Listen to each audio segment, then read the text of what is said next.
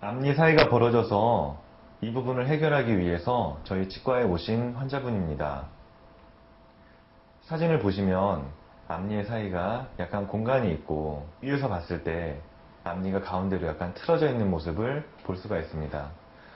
이분 같은 경우는 앞니 사이가 벌어진 경우에 교정과 혹은 레진 또 라미네이트 세 가지 치료 방법을 고려해 볼 수가 있었는데, 교정은 좀 전에 설명드린 대로 치료기간이 많이 소요가 되고 또한 장치를 붙여야 된다는 단점이 있어서 교정 치료는 일단 배제를 하였고, 두 번째로 말씀드린 레진 같은 경우는 장기적인 치료의 안정성 면과 또한 이렇게 솟아나온 이 부분을 해결하기가 좋지 못하다는 단점이 있어서 결국 라미네이트로 앞니 4개를 수복하기로 결정을 하고 진단 후 치료 계획을 잡았습니다.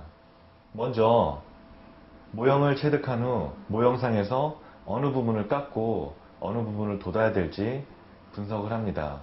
이분 같은 경우는 튀어나온 이 부분은 조금 삭제를 해서 맞추고, 또한 들어간 이 부분은 굳이 삭제를 하지 않아도 전체적으로 치아를 반듯하게 맞춘다면 이 부분은 라미네이트가 올라갈 공간이 충분하기 때문에 이 부분은 삭제를 하지 않고 이 부분만 선택적으로 삭제를 하기로 하였습니다.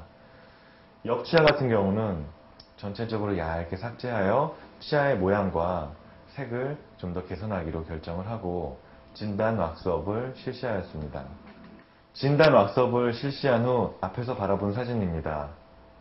앞니의 형태를 좀 더 개선하였고, 즉 이 부분은 삭제, 가운데 부분은 라미네이트를 이용해서 좀 더 돋아주는 형태로 치아의 모양을 개선하기로 결정을 하였고, 가운데 옆에니 같은 경우는 전체적인 모양과 씹는 면 쪽의 형태를 개선하고 또한 라미네이트의 장점인 색을 개선하기 위해서 이와 같이 진단 왁스업을 시행하였습니다. 씹는 면 쪽에서 바라본 사진입니다.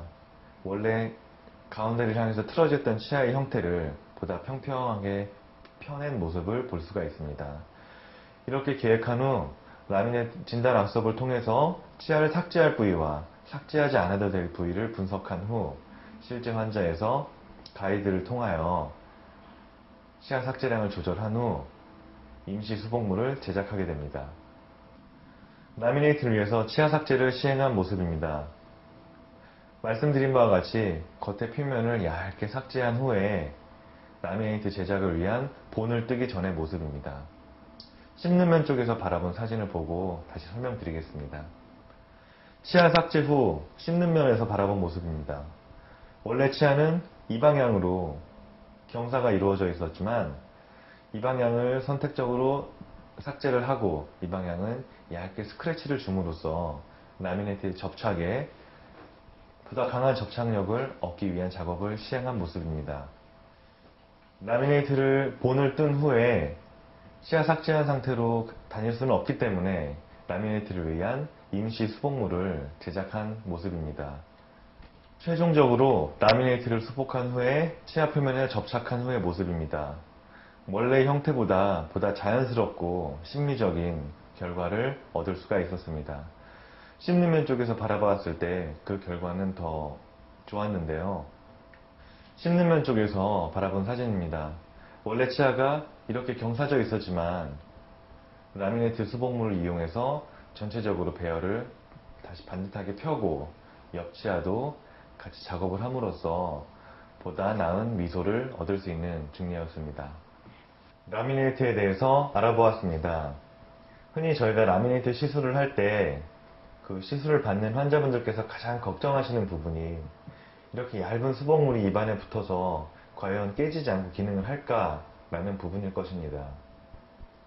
라미네이트는 그 수복물 자체를 보면 굉장히 얇기 때문에 조금만 취급을 잘못해도 깨질 수 있는 그런 단점이 있습니다.